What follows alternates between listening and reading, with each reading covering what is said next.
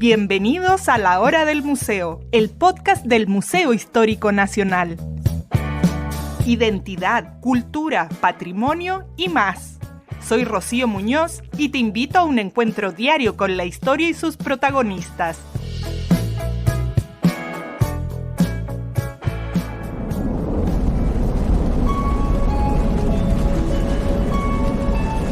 Los Andes es un sistema montañoso increíblemente joven en términos geológicos. Su formación ocurrió hace aproximadamente 20 millones de años. Esta cordillera abarca 7 países y presenta una extraordinaria variedad de formaciones geológicas. Incluye volcanes, glaciares, mesetas altiplánicas y profundos cañones. Contiene además algunas de las reservas minerales más importantes del mundo que incluyen cobre, plata, oro y litio. Los Andes representan uno de los mejores ejemplos de cómo los procesos geológicos pueden transformar radicalmente un paisaje, creando uno de los sistemas más impresionantes y biodiversos del planeta. Verónica Oliveros, nuestra entrevistada de hoy, es geóloga, doctora en Ciencias de la Tierra y la investigadora principal del Instituto Milenio de Investigación en Riesgo Volcánico llamado Instituto Kielar Volcanes. Esta organización juega un papel fundamental en la investigación y la prevención de riesgos volcánicos en Chile. Su trabajo es crucial para entender y mitigar los peligros asociados a la actividad volcánica en una de las regiones más activas del mundo. Vamos a conocer entonces las profundidades y las alturas de nuestra cordillera de los Andes. Bienvenida Verónica, qué gusto tenerte aquí en La Hora del Museo. Gracias por aceptar esta invitación del Museo Histórico Nacional. Muchas gracias a ti, Rocío, por la invitación. Estoy muy contenta y emocionada y el Museo de Historia Natural siempre fue algo muy importante para mí. Yo soy de Santiago, así es que estoy muy contenta de poder participar en un programa de acá. Qué buena noticia. Verónica, queremos saber de ti primero, porque has estado investigando nuestras montañas, nuestros volcanes. ¿Cómo es que la vida te fue dirigiendo a eso que lo tenemos, siento yo, tan metido en nuestra piel los chilenos que a veces no nos damos cuenta, porque ya es tan parte nuestra que no le prestamos tanta atención? Sí, es verdad, es algo que nos rodea y lo tenemos internalizado, pero no estamos tan conscientes a veces de esa cercanía que tenemos con las rocas de los volcanes. Bueno, a mí siempre me interesó mucho la ciencia desde niña. Como decía, el Museo de Historia Natural era un lugar que me gustaba mucho ir, allá a la Quinta Normal a verlo, era un paseo familiar y me gustaba mucho. También hubo uno de Ciencia y Tecnología que también me gustaba ir. Entonces siempre fui cercana a eso, mis padres me apoyaron en esas decisiones, como me instaron a seguir una carrera científica. Así es que fue natural llegar a la ciencia. Lo que no fue tan natural fue llegar a la geología, porque llegué por una casualidad nomás. Así, entré a estudiar ingeniería en la Universidad de Chile y ahí por un tema así como muy coyuntural tomé una asignatura de geología general y me encantó, me enamoré de la geología y nunca más la dejé.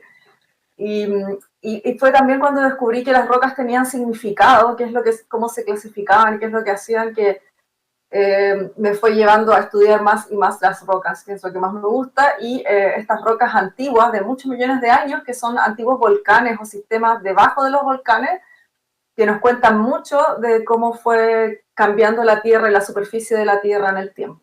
Eso es lo que más me gusta investigar, me encanta.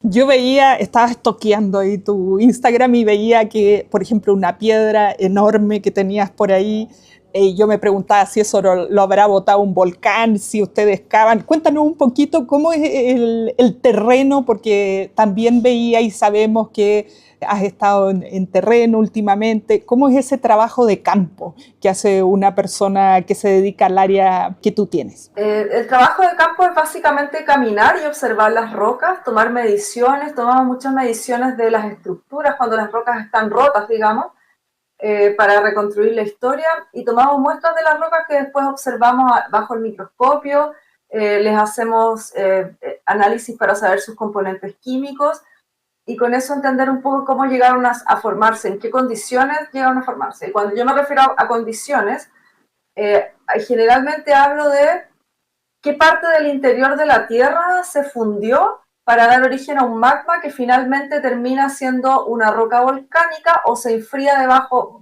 mucho más profundo debajo de un volcán, pero conectado quizás con los volcanes, dando origen a una roca plutónica que es como los granitos, ¿ya? Entonces, bueno, yo camino mucho, subo cerros, a mí no me gusta tanto subir cerros, pero por ir a buscar una roca subo cualquier cerro. A mí me encanta subir cerro y eso que no sé nada de lo que estoy pisando. Bueno, las vistas son muy lindas cuando uno sube los cerros, admirar el paisaje es muy bonito. Así que, pero eso para mí es como un bonus, lo que me importa es ir a mirar la roca. Y así es como trabajamos en general en terreno, caminando, observando las rocas y tomando datos, exactamente el punto donde las tomamos para luego relacionarlos con otras unidades o con otras rocas que hemos visto que son similares. Yo generalmente trabajo haciendo conexiones a lo largo de una gran parte del territorio chileno, como que mis objetos de estudio están más o menos desde el sur de Perú hasta Chiloé, o sea, como que trato de conectar cosas a esas escalas geográficas, digamos. Y para eso voy a observar las rocas. Hay mucho caminar observando rocas. Pateando piedras. Sí, pateando piedras, sí. Bueno, vamos por parte. Ahí están los Andes principalmente, pero tú ponías por ahí en alguno de tus documentos o post que hay como un espacio magmático de los Andes. ¿Es ese? O cuéntanos un poquito más por qué esta zona es ahí donde están estas piedras. ¿Qué pasa ahí? Sí, bueno, lo que pasa es que Chile es un territorio que se ha construido más o menos como por 300 millones de años, o sea, la escala de tiempo, las mismas condiciones en que son los Andes ahora, es decir, con una subducción, una placa oceánica que está metiéndose debajo del continente, ¿ya? Y ese contexto, que no es un contexto que exista en todo el mundo, existe en este cinturón de fuego del Pacífico, pero no en todas partes existe esa subducción, ha sido una característica de aquí de Chile por estos 300 millones de años. Entonces, todo el territorio que Chile se ha construido, prácticamente todo lo que vemos, se ha generado por el magma que sale a raíz de esta subducción, de esta placa que se mete debajo de otra, que genera que el interior de la Tierra se funda y salgan magma como volcanes o se solidifique debajo de la superficie. Entonces, hay mucho registro de este fenómeno que no, como digo, no es, ocurre en toda la Tierra, digamos, pero en este momento no ocurre en todas partes y no está expuesto en todas partes. Entonces aquí está muy bien expuesto con un registro de muchos millones de años y por eso es que yo estudio todo ese largo de Chile, porque he estado en esa situación durante mucho tiempo. Y es un caso muy importante a nivel global. Los Andes son muy importantes desde ese punto de vista por sus magmas. De hecho, hay una roca muy importante en el mundo que se llama la andesita, que tiene su nombre, viene de los Andes, y es de este magmatismo que solo se da en las zonas de subducción, en las zonas que tiene Chile. Chile está lleno de andesitas, es el reino de las andesitas.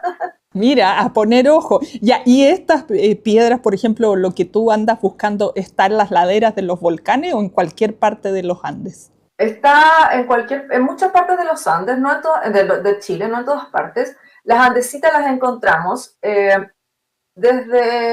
más o menos desde Constitución hacia el norte, podemos encontrar andesitas en la costa, en los cerros de la costa, junto con otras rocas, pero ahí podemos encontrar andesitas y en la precordillera, es decir, cuando ya empiezan a levantarse las montañas hacia el occidente de nuestro país, al oriente, perdón, ahí ya siempre hay muchas andesitas.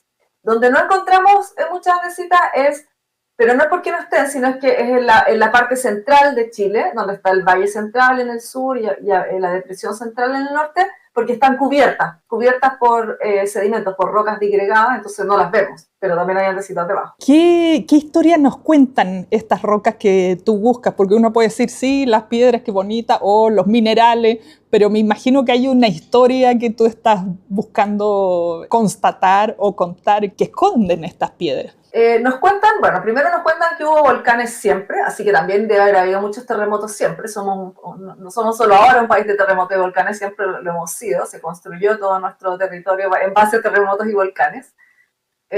Nos cuentan que antes los volcanes no estaban como ahora en las cumbres en las partes altas de la cordillera, sino que estaban alineados, igual que ahora, pero estaban casi al nivel del mar, o a veces debajo del mar, nos parecíamos un poco a Nueva Zelanda, a Japón, éramos Hawái también. sí, sí. Y que por mucho tiempo no teníamos esta gran cordillera. Teníamos volcanes, pero no esta gran cordillera, y teníamos mar, teníamos cuencas marinas o cuencas de agua donde había muchos bichitos debajo del agua.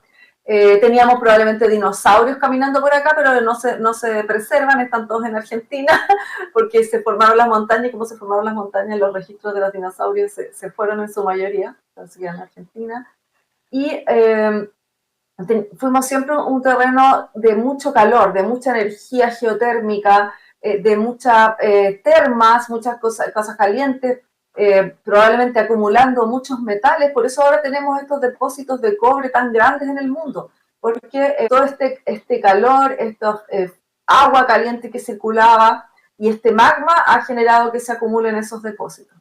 Entonces, eso nos cuenta que Chile ha subido, se ha elevado como grandes montañas o ha bajado casi debajo del mar, pero siempre se ha mantenido ahí con sus volcanes y sus terremotos produciendo nuevos terrenos. ¿Y hay algún volcán que se mantenga hasta ahora? No sé si es posible decir como la edad de un volcán. Aquí tenemos muchos volcanes y hay algunos que ni siquiera sabemos que son volcanes porque, bueno, ahí entran los que están inactivos, activos.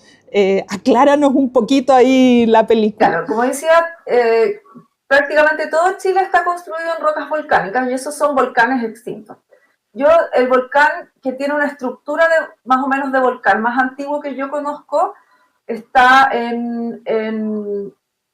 aunque no se ve como un volcán, pero se ve como algunos restos del volcán, está en Iquique, es una formación, es una unidad geológica que se llama los estratos de Sierra Laguna en Iquique, y ese tiene más o menos 200 millones de años, ¿sí? Y está en la costa de Iquique, ¿ya? Pero dejó de funcionar hace 200 millones de años. ¿Y mantiene la forma un poco que uno pueda darse cuenta que ahí hubo un volcán? Sí, hay que ser como bien especialista para darse cuenta que es, pero todavía mantiene algunas estructuras que son similares a los volcanes que uno ve ahora en la actualidad que son activos, ¿sí? Los volcanes activos duran activos más o menos 1 millón de años. Eso es más o menos la vida de un volcán. ¡Wow! Sí, ¡Qué impresionante! Sí. Sí. Y pasan de ser una cosa chiquitita y después se vuelve más grande, empiezan a crecer estas grandes montañas, edificios, que es los que vemos como el volcán Osorno, como el volcán Villarrica, que son cosas muy elevadas respecto del relieve normal. Y luego generalmente se caen, colapsan y se vuelven un poco más planos. Y ese ciclo es más o menos 1 millón de años. Y después lo que ocurre es que ya no llega más magma desde el interior de la Tierra, no llega más magma caliente ahí y empieza a llegar en otro lugar y se genera otro volcán en otra parte, probablemente más cerca de Argentina muchas veces o a veces más cerca de la costa, dependiendo un poco de la época geológica en la que estamos en Chile. Entonces hay volcanes de todos los tipos. En el norte, en el desierto de Atacama, donde no hay agua, entonces las rocas no se deterioran mucho, podemos encontrar edificios volcánicos de 20 millones de años que están todavía preservados, están inactivos, pero tienen 20 millones de años de antigüedad. Y en el sur, no, encontramos casi solo los volcanes muy recientes me refiero que tienen 1 millón de años, 2 millones de años, hasta la actualidad. Y para que se declare activo tiene que haber tenido registros de erupciones en los últimos 10.000 años, que es la época que se llama el Holoceno, la época después de la última glaciación, que es la época en que prospera la humanidad y que es una era geológica en particular después de la última glaciación. Y ahí es cuando los volcanes tienen actividad en ese periodo, normalmente se llaman activos. Hay algunos que tienen actividad más antigua que se consideran activos, pero la mayoría son los que tienen actividad en ese periodo. Yo pensé que eran 500 años, algo así, porque hay gente que dice, no hay registro histórico de que haya hecho erupción, entonces no va a pasar nada, está inactivo. Pero 10.000 años es... No, es bastante, sí. Bastante tiempo. Sí. Sobre todo en el norte de Chile, en que las erupciones ocurren cada miles de años, hay volcanes activos hay volcanes que se consideran activos, porque además tienen una fumarola, tienen así como sale o gas. pero no han registrado erupciones importantes en mucho tiempo, pero igual se consideran activos, porque se sabe que podrían generar una nueva erupción en algún momento. Qué impresionante todo esto. Y ahora en esta edad geológica que tú decías, hay como, de repente, tú mencionabas Nueva Zelanda, Japón, yo decía Hawái, no sé, las Galápagos, que vemos los volcanes así como a nivel del mar que están botando, parece que la Tierra todavía se estuviera formando. ¿Es eso posible? ¿Hay diferentes edades dentro de la Tierra? ¿Cómo funciona lo que está adentro, esto caliente que tiene que ser expulsado? ¿Es posible saber si va a seguir expulsando calor la Tierra? ¿Eso ya ha pasado? ¿Nos iremos a congelar todo en algún momento? Bueno, entra el cambio climático o crisis climática también. Hay incertidumbre de qué está pasando con nuestro planeta. Bueno, ahí hay dos cosas. La primera es que la Tierra efectivamente genera calor que viene del núcleo de la Tierra. El núcleo de la Tierra es una bola líquida de fierro y níquel que se formó cuando la Tierra se formó, todo el fierro y el níquel se fueron hacia el interior de la Tierra y quedaron en el núcleo. Y el núcleo tiene una parte cristalina, que es fierro y níquel, una bola así de metal, y la parte externa está líquida. Y esa parte interna, la cristal, está como creciendo, está cristalizando, está como lentamente enfriándose y volviéndose un sólido. Pero todavía le queda mucho líquido, y ese líquido genera, ese proceso libera calor, ¿sí? Y libera calor en algunas partes genera que se funda la roca que cubre ese núcleo, porque el resto es una roca, ya de la Tierra, y se funde, y cuando la roca se funde se genera este líquido que llamamos magma, ¿ya? Y ese logra llegar a la superficie, por ejemplo, en Hawái. Lo que viene de Hawái es un magma que viene muy, muy profundo, probablemente incluso desde el límite entre el núcleo y la parte rocosa de la Tierra, por este calor que se está emanando, ¿ya? Ese calor efectivamente se va a acabar en un momento, y cuando se acabe, la Tierra lo que le va a pasar es que va a quedar quieta, ya no va a haber esto que llamamos la tectónica de placas, no va a haber la subducción, no van a haber terremotos, no van a haber volcanes, vamos a quedar un poco como Marte, congelados, así, ¿ya? Y eso significa que se va a acabar también la vida, porque la vida depende de esta dinámica que tiene la Tierra, ¿ya? Y el magma o sea, estos movimientos de calor también genera que las placas tectónicas se muevan, y esto genera la subducción que da origen a los volcanes de los Andes, pero esta subducción lo que se funde es algo mucho más, que está mucho más arriba en la superficie, mucho más cerca de la superficie. O sea, cerca me refiero a 100 kilómetros debajo de la superficie, pero mucho más cerca que esto, como el volcanismo de Hawái. Así es que esa es por una parte, ¿ya? Pero este proceso va a ocurrir en miles de millones de años más, ¿ya? No es algo que tuviéramos. O sea, no nos asustemos. No. Que se va a acabar la vida aquí. Claro, la vida se va a acabar, porque como comenzó en la Tierra, en algún momento la vida se va a acabar también en la vida, porque depende de este ciclo de vida de la Tierra misma, de qué es la dinámica de la Tierra. Pero eso es bien diferente al cambio climático, porque el cambio climático, la Tierra ha tenido muchos cambios climáticos, mucho más graves, complicados que los de ahora, pero este cambio climático es una amenaza para la humanidad. Si nosotros nos preocupamos de la humanidad, nos preocupan los seres humanos, tenemos que preocuparnos de este cambio climático, porque a nosotros es a quien más nos amenaza. No amenaza a la Tierra, no amenaza a la mayoría de las especies, los microbios, los animales pequeñitos van a seguir viviendo después de este cambio climático y van a prosperar después de eso, pero los humanos probablemente no. Así que por eso tenemos que preocuparnos del cambio climático. Importantísimo esto. Sí, Además que se dice tantas cosas que uno no sabe a qué atenerse, ¿no? Sí. Con esta aclaración, ahora sí, todo esto que botan los volcanes, volvamos a las piedras que tú recoges, te las lleva a un laboratorio, y luego ¿qué proceso se le hace? Hay que mirarla con microscopio, hay que ponerle otros químicos, se sacan muestras, se van a otras partes. ¿Cómo es ese proceso, digamos, volviendo del terreno hacia el laboratorio? No sé si será así. Sí, bueno, todo lo que describiste lo hacemos. Efectivamente, el principal análisis se hace bajo el microscopio en el caso de mi investigación, porque a mí me interesa mucho desde la observación de las rocas, que es cómo están distribuidos los minerales dentro de las rocas, y que yo obtengo mucha información respecto de los procesos, de los procesos que han ido ocurriendo. Primero sé si la roca, a grandes rasgos, si la roca salió por un volcán o estaba debajo del volcán o estaba mucho más profunda, si ha circulado fluido después que se generó la roca, si han seguido circulando fluidos calientes alrededor de ella, saco información de ese tipo, ¿ya? Entonces, primero la observamos al microscopio y lo que yo hago también es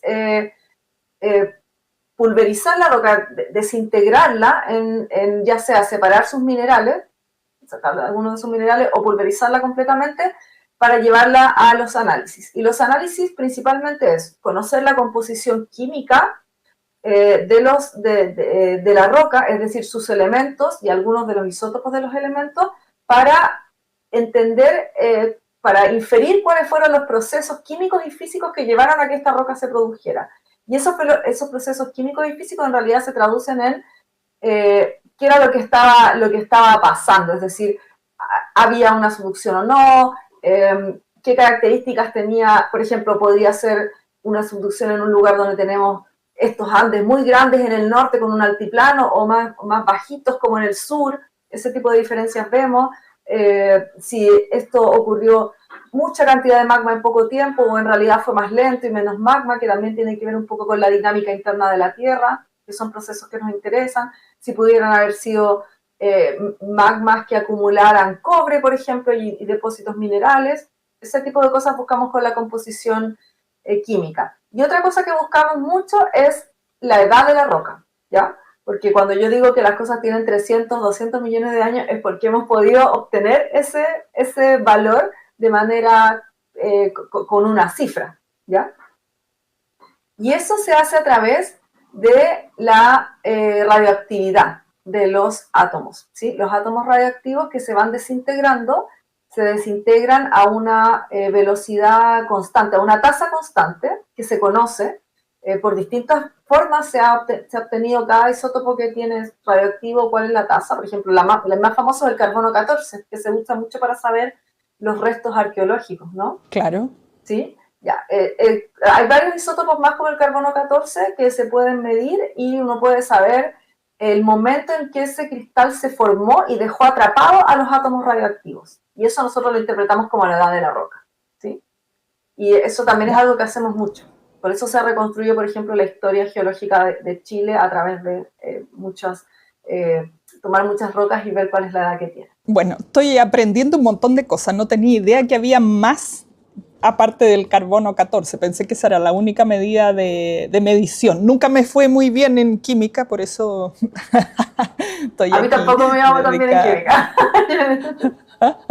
Pero bueno, es parte importante de tu experiencia y ahora tu profesión. Mencionabas esta historia de nuestro territorio o de los Andes. Has estado trabajando con otros profesionales en esta prehistoria de los Andes. Nos dicen cuando estamos en el colegio que éramos la Pangea, después Gondwana. Volvamos a esos temas iniciales, repasemos un poco la materia. Cómo nos fuimos formando hasta que fuera Chile esta isla que muchos decimos, porque tenemos los Andes, tenemos el Pacífico, el desierto, el hielo en el sur. ¿Cómo quedamos así? ¿Qué nos puedes contar desde la geología? Bueno, nosotros siempre estuvimos como en la esquina, en el extremo sur occidental, digamos, suroccidental del globo, ¿ya? Durante Pangea, durante Gondwana, los movimientos, Pangea se generó hace 300 millones de años, que es cuando pensamos que inició este proceso de la subducción, y después se separó, y después genera Gondwana, y Gondwana se separa Brasil, o sea, Sudamérica de África, y Chile siempre está ahí en el borde del continente, con una placa debajo, poniéndose y generando volcanes, generando mucho material, haciendo crecer al continente, digamos. El continente ha crecido, el sudamericano ha ido creciendo, no mucho, pero ha ido creciendo, hacia el mar, digamos, a partir de todo este magma que va saliendo y que va generando nuevo terreno, nuevo territorio. Y ahí estaba Chile tranquilito, acumulando material volcánico durante todos estos años, mientras los continentes se movían para arriba, para abajo, para el lado. Chile seguía ahí haciendo eso, pero no era una isla como lo es ahora, porque esta gran montaña que son los Andes se levantó hace muy poco tiempo, geológicamente hablando, tiene bastante poco tiempo. Yo estoy hablando de que esta historia de Pangea y Gondwana tiene 300 millones de años.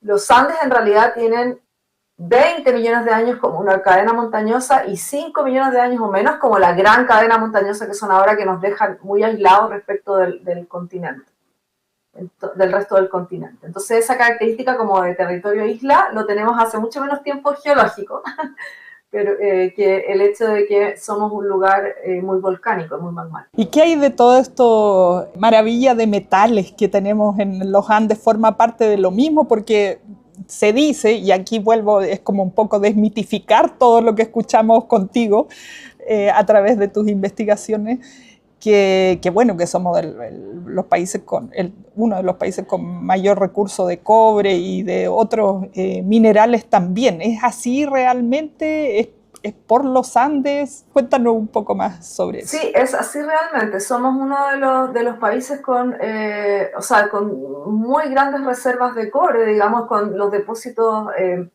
los yacimientos más grandes de cobre que se explotan en la actualidad. Es posible que en otros lugares hayan yacimientos más grandes, pero no se han descubierto, o si se han descubierto en realidad están muy profundos. Nosotros tenemos los yacimientos mucho más cerca de la superficie, por lo tanto se pueden explotar. Y esa riqueza mineral viene de la subducción, ¿sí? Y esa riqueza mineral tan arriba, tan cerca de la superficie que se puede explotar, viene también del hecho de que la subducción genera esta cadena montaña, porque las montañas cuando se forman lo que hace es como levantar lo que estaba más profundo y llevarlo hacia arriba. Entonces en este llevar hacia arriba es que tenemos a los depósitos, los yacimientos de minerales expuestos. Así es que sí, está muy asociado a eso, muy asociado a nuestro volcanismo y a nuestro magmatismo, el hecho de que haya tanto cobre en Chile, en particular cobre. Hay otros lugares donde hay mucho fierro y hay otros elementos, pero el cobre está muy concentrado en Chile, en los Andes. También el hecho de que hayan otros procesos que ocurren, por ejemplo, tenemos una cadena de islas submarinas, que es donde está Juan Fernández, la isla Juan Fernández, parte de esta cadena de islas, que como se arrastra con la placa oceánica, se pone debajo de la otra. Y eso también genera que haya movimientos dentro de la cordillera de los Andes que ayudan a exponer a los depósitos, a los yacimientos, incluso a formarlos en gran medida.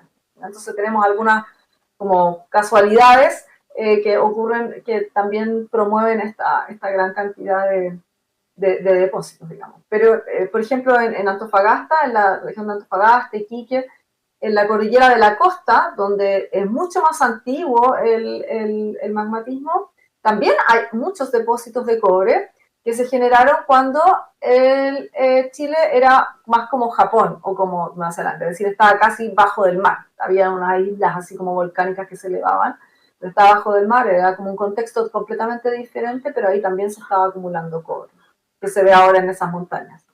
Yo pensé que la cordillera de la costa era muchísimo más nueva y no al revés, por lo que no. O sea, no, ahí el magmatismo de la cordillera de la costa tiene entre 200 y 100 millones de años. Esa es como la edad de las rocas, de la mayor parte de las rocas de la cordillera de la costa. Hay otras más viejas, en el sur son más viejas. Toda esta conversación ha sido como un ubicatex a la vena en cuanto a los tiempos hoy día que vivimos tan acelerados y en tanta ansiedad que todo tiene que ser para ahora. O sea, miremos cuánto le ha tomado a la Tierra ser como es y crear las maravillas que podemos disfrutar en la naturaleza. Sí. Ahora, tú investigas estas piedras que vienen de la Tierra misma, del centro de la Tierra, y sin embargo tenemos esto otro, no sé, como Carl Sagan, que las piedras o todo lo que hay aquí vino del espacio. ¿Cómo se entrelazan estas dos historias? Sí, eso es algo muy bonito. Yo cuando logré entender eso fue como una, ¿cómo se dice? Epifanía, como una revelación, y entendí, digamos, como uno siempre está buscando así como cuál es mi propósito, por dónde voy, para dónde soy. Yo entendí que en el fondo mi ser, mi materialidad, va a ser parte de otra galaxia, de otra tierra más adelante, de otro planeta quizás que albergue vida. Entonces ahí todos mis átomos se van a ir a ese lugar. Porque lo que ocurre es que Cuando se forma un sistema solar, que los sistemas solares se forman porque una estrella se enciende, empieza a funcionar, genera una onda expansiva y esa onda expansiva permite la acumulación de material que terminan siendo planetas. Ese sistema solar tiene un ciclo de vida, igual que la galaxia tiene un ciclo de vida. Y ese ciclo de vida se acaba normalmente, muchas veces, cuando la estrella explota, como una supernova, e envía su material para todos lados. Y ese material para todos lados llega a otra nebulosa que en algún momento se forma otro sistema solar, se reciclan los átomos y vuelta con la misma historia. Y así vamos con los 15.000 millones de años del universo. Entonces, se entrelazan de esa manera, es decir, las galaxias y las estrellas dan origen a sistemas solares, los sistemas solares tienen planetas y estos planetas tienen esta dinámica que bajo ciertas condiciones pueden generar vida y pueden generar movimiento desde el interior hacia afuera, ¿ya? Entonces, así se entrelazan estas dos cosas. ¡Wow! O sea que nosotros vamos a ir a parar en alguna otra galaxia en algún futuro, parte sí. de nosotros. Sí. ¡Qué hermoso! Me encantó. Sí. Voy a quedarme pensando mucho en todo lo que hemos conversado, pero en esto en particular. Ahora, volvamos a nosotros, las personas de a pie, que no estamos dedicados a la ciencia o que no tenemos el ojo tan agudo como tú y como los profesionales de tu área. Si uno sale a caminar, por ejemplo, en las grandes ciudades, no sé, tú vives Concepción o Santiago, y quiere salir a subir cerros o a mirar, ¿uno puede ir afinando el ojo para conocer un poco más qué tipo de roca nos encontramos? Si uno sale a caminar a la precordillera, no sé, ¿es posible para uno también disfrutar y poder entender un poco el entorno de las rocas con las que nos encontramos? Sí, pero primero hay que tener una pequeña como introducción a las tres tipos. Hay tres tipos de rocas. Las rocas ígneas, partamos por ahí. Sí, las tres tipos de rocas. Las rocas ígneas, que son estas que digo yo que vienen del interior de la Tierra, los magmas, que son la base de todo en realidad. Las rocas ígneas son la base de todo.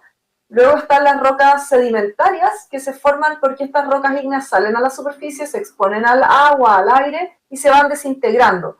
Y esos granitos caen, son llevados por los ríos, llevados hasta el mar, se acumulan y con el tiempo pueden formar una nueva roca que está formada de pequeños granitos. Muchas veces esas rocas tienen, por ejemplo, fósiles también. Los fósiles de dinosaurios, de amonites, de cosas que están bajo el mar, se acumulan en rocas sedimentarias. Y entonces estas rocas sedimentarias están hechas por granitos. Granos pequeñitos, a veces granos más grandes, así como bolas de roca con una matriz más finita que la rodea. Esas son las sedimentarias. Y cuando esas rocas sedimentarias o las ígneas se van por la dinámica de la superficie, se van hacia el fondo, muy al fondo de la Tierra, y aumenta la temperatura y aumenta mucho la presión, se van deformando, lo llamamos nosotros, se vuelven un poco plásticas, se dan vuelta y todo eso, y generan las rocas metamórficas, ¿ya? Que son muy lindas las rocas metamórficas, a mí me encantan, son muy bonitas. Y bueno, como yo diría que uno, por ejemplo, si uno va a la cordillera de los Andes, va a la precordillera, en Santiago, en Concepción, va a encontrar muchas rocas volcánicas y que son rocas más bien negras, muchas veces a veces son blancas y que se le ven algunos minerales grandes, pero no se ven tantos minerales, ¿ya? Como que minerales así como que uno reconoce el cristal. Puede encontrar rocas sedimentarias, que son estos granitos, o puede encontrar algunas rocas plutónicas, que son como, los granitos son bien conocidos, cuando uno tiene esa cubierta en la cocina de granito, eso es una roca plutónica. Sí, cuando veo una roca así que es más bien blanquita, harto blanquita con algunos minerales negros, eso es muy parecido a un granito. Eso lo encuentra generalmente en la cordillera. En la costa encontramos rocas metamórficas, sobre todo en el sur, pero en muchas playas de Chile encontramos rocas metamórficas que las vamos a ver como una especie de piedra laja, así como que son planitas así y se salen como en laja, ya, eso es una roca metamórfica. Y encontramos también rocas plutónicas, que son como los granitos. Ahí encontramos menos rocas sedimentarias, pero sí vemos también a veces en el norte, en Antofagasta, Iquique, vemos rocas volcánicas, muchas rocas volcánicas. Y eso así se podrían reconocer, digamos, algunas rocas. Pero Ya, yo recomendaría buscar, bueno, ahora en los colegios están enseñando mucho más estos tipos sí, de roca. Cuando yo estuve en el colegio yo no supe nada de geología ni de rocas, yo ni tampoco. me considero, o sea, era totalmente una analfabeta en este tipo de analfabeta geológica. Ahora por lo menos las nuevas generaciones no son tan analfabetas y pueden disfrutar más del paisaje en ese contexto. Pero esa sería como mi indicación y pueden buscar en alguna parte cómo son las rocas, ver imágenes, buscarlas en internet o preguntarle a ChatGPT, mándame imágenes de las rocas, cuáles son, Ujú. y con eso reconocerlas en terreno, porque es fácil reconocerlas, no es difícil. O sea, uno puede ver, puede reconocer un basalto, una andesita sin mucho problema. ¿Y estas rocas tienen diferentes edades? O sea, dentro de estas tres significa que fueron formadas en diferentes etapas de la Tierra. No, o sea, al inicio de la Tierra lo que había principalmente eran rocas ígneas, porque la primera actividad fue esta fusión para dar origen a las rocas ígneas, de los magmas. Después empezaron a generarse las rocas sedimentarias cuando se generó el agua, cuando hubo agua, ahí empezaron a generarse las rocas sedimentarias. Y las rocas metamórficas también empezaron a generarse cuando también viene al inicio, pero esto es como en respuesta a los procesos de los movimientos de las placas, los movimientos de las capas de la Tierra, ahí como que de las capas superficiales de la Tierra, ahí empieza a generarse este cambio de presión y temperatura que lleva al metamorfismo y a las rocas metamórficas. Pero uno puede encontrar esos tres tipos de rocas en prácticamente todas las edades. De hecho, el material más antiguo que se conoce de la Tierra, que se ha podido obtener la edad, son unos minerales que estaban dentro de una roca sedimentaria. ¿Y qué pasa cuando hay una erupción y uno va después, no sé, un año después y se encuentra piedra pómez o lava que no pesa nada? Eso que está como recién salido del volcán. No sé si es lo único que bota un volcán o bota todo tipo de piedras también. O sea, el volcán normalmente bota un fundido, un magma, que es un fundido como un vidrio, o sea, el previdrio, digamos, como lo que cuando uno hace un vidrio sale como un líquido, es ese líquido el que bota el magma. Y ese puede tener mucho gas o tener poco gas. Entonces, si tiene mucho gas, sale, explota así como esa columna que sale de gases, y ese vidrio se solidifica en granitos pequeñitos y se puede volar mucho. O puede salir como un gran fundido que es como lo que se ve en Hawái, que son estas lavas que avanzan lento, que es el vidrio que está avanzando lento. Porque eso es porque no tiene mucho gas y le resulta fácil fluir. Cuando tiene una composición que le cuesta mucho fluir, quizás no tanto por gas, sino porque por la composición química, ahí se explota, más bien explota y se desintegra en grano. Entonces uno puede encontrar las dos cosas. Y las pomes son este vidrio, pero es un vidrio que está muy poroso, tiene muchos hoyitos adentro. Si uno ve una pome, es como una esponja, así como igual que una esponja. Está llena de hoyitos, entonces por eso es que se ve tan grande, pero en realidad el volumen de material es mucho más pequeño, solo que está lleno de poros y por eso es tan liviana. Pero es vidrio. Y las lavas que caen de los volcanes también son vidrio que trae algunos cristales, las pomes también. Entonces, eso es lo que saca un volcán normalmente, además de los gases y el agua. Claro, eso que vemos. Es que yo tengo un montón de curiosidad porque, claro, soy de la generación donde estas cosas no se explicaban casi nada y tenemos tantos volcanes. Si vamos al norte y al sur, lo principal, o si uno toma un avión, lo que más ve son conos volcánicos Sí. y no sabemos por ahí uno que otro nombre, pero nada más de lo que está pasando bajo tierra. Ya no nos queda nada de tiempo, pero quería preguntarte por ahora, ¿en qué estás investigando específicamente y cuál es el objetivo que están buscando? Ya nos mencionabas un poco al inicio, pero para cerrar así un adelanto de en qué estás ahora. Sí, ahora estoy estudiando dos cosas principalmente. Una tiene que ver con los volcanes en el norte, 4 volcanes en el norte de Chile, y estamos viendo qué son los factores que gatillan las erupciones, sobre todo para intentar